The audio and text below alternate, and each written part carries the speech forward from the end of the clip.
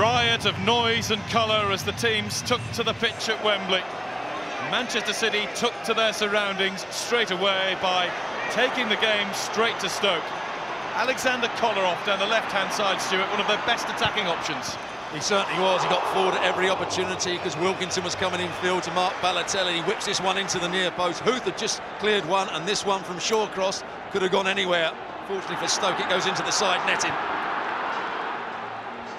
That was almost the spark for the team in light blue to lay siege to the Stoke penalty area. A cracking effort from Yaya Toure, giving us signs of things to come later in the game. Well, this is when Stoke were all over the place. They weren't sure whether to press the ball or drop deep, so they dropped deep. And Yaya Toure picking the ball up with lots of space and time, driving the ball forward, just bends away at the last minute. The goalkeeper Sorensen was beaten, no question about that.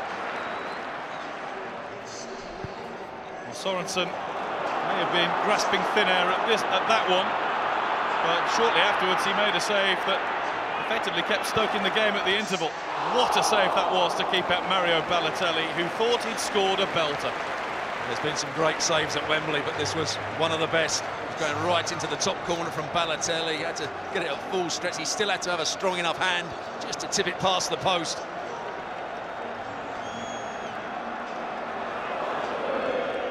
For so many years it has been agony supporting Manchester City. Must at that point have thought it was going to go on.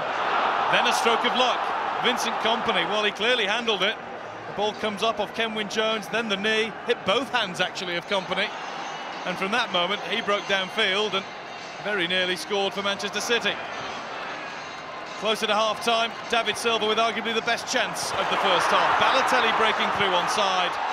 Silva would have scored that 9 times out of 10. Well, apart from the finish, this was Man City at their best. Carlos Tevez coming in field, going that little bit deeper. Look at the pass. Balotelli breaks the offside line. He gets in behind Huth.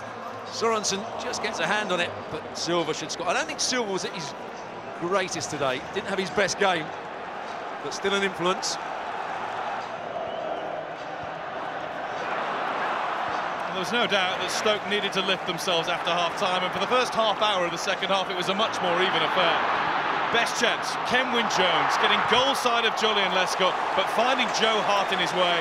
At the time you said decisive save, it proved to be. It certainly was. It was one long ball over the top. Jones got away from Lescott, one of the only times he did, and what a save from Joe Hart. Brave save.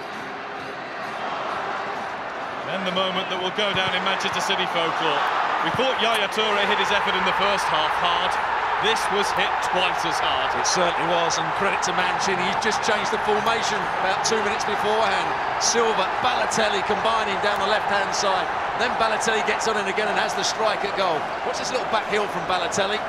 But Silva was second to the ball there, but does enough to get the ball back into Balotelli's path. And when it breaks off Wilson, the fullback, the first to react, the first to get to the ball is Yaya Toure. And what a strike it was. Power, accuracy, goalkeeper no chance. The man who scored the goal that beat Manchester United in the semi-final, already a sky blue hero, even more so now. That was the moment the goal went in, the moment that mattered most of all at Wembley this afternoon. Yaya Toure ending the long wait for a trophy for Manchester City. Carlos Tevez, the match